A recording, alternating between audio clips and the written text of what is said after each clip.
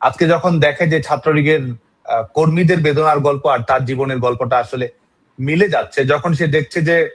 সে সমস্যার মধ্যে পড়ছে, আজকে তার লেখাপড়ার জীবনটা ক্ষতিগ্রস্ত হচ্ছে, সে বই পাচ্ছে না, সে যখন দেখছে তার ছোট ভাইটা, তার ছোট বোনটা, তার পাড়া প্রতিবেশী স্বজনদের মধ্যে কেউ হামের টিকার অভাবে প্রত্যেক মুহূর্তে মৃত্যুর আতঙ্ক নিয়ে ঘুরছে, যখন সে দেখছে যে তার বোন কিংবা বন্ধু হয়তো শিক্ষা প্রতিষ্ঠান থেকে আসতে ফিরতে যেতে বিভিন্ন ধরনের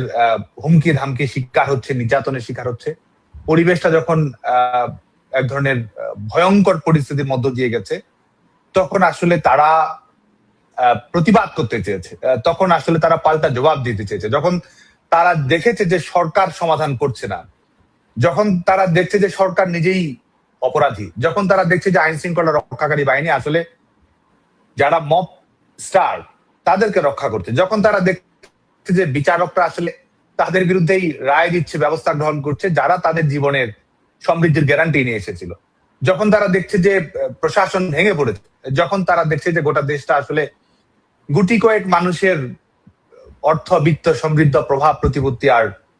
পাওয়ার এক্সারসাইজ করার একটা মেশিনারি যে পরিণত হয়েছে, তখন আসলে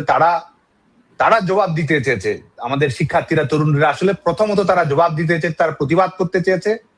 তারা একটা কিছু ধরে তারা এই সরকারকে চ্যালেঞ্জ করতে চেয়েছে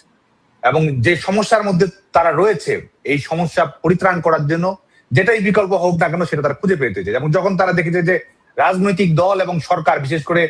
এই অন্তর্বর্তী সরকার এবং এক ধরনের জবরদস্তিমূলক নির্বাচনের মধ্য দিয়ে ক্ষমতায় আসা সরকার এবং কিছু পলিটিক্যাল পার্টি, নামমাত্র পলিটিক্যাল পার্টি, এগুলো আসলে সরকারের একটা ডিভিশনে পরিণত হয়েছে, বিএনপি, জামায়াত, এনসিপি, এরাও আসলে এক ধরনের সরকার। এই সরকারটা আসলে নানা ভেগ ধরে আছে এবং তারা জানে যে এই তথাকথিত সংসদীয় বিরোধী দলীয় রাজনীতি, এটা আসলে এই যে ক্ষমতার একজিস তৈরি হয়েছে, এটারই একটা নানা ধরনের সিনারিও তারা তৈরি করছে, নানা ধরনের পর্ব তারা তৈরি করছে, নানা ধরনের ভার্সন তারা আমাদের স্টুডেন্টদের সামনে প্লে করার চেষ্টা করছে। তারা জানে যে এই সমস্যাগুলো থেকে পরিত্রাণ পেতে হলে এই সবার বিরুদ্ধে একসঙ্গে লড়াইটা করতে হবে এবং সে কারণে আমি বিশ্বাস করি যে আগ্রহটা বেড়েছে এবং কৃতিত্বটা আসলে সত্যিকার অর্থে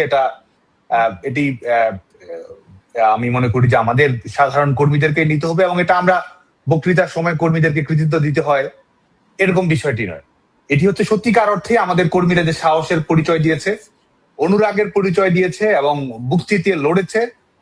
এবং আমাদের সংকট থাকতে পারে কিন্তু সংগঠনের নেতাকর্মীদের যে উচ্ছ্বাস রয়েছে, আমাদের সীমাবদ্ধ থাকতে পারে কিন্তু নেতাকর্মীদের সমস্ত জয় করে যে দুঃসাহস আছে, আমি মনে করি যে এটাই পার্থক্য গড়ে দিয়েছে এবং ভবিষ্যতে এটা আরো অনেক কিছুর পার্থক্য গড়ে দেবে।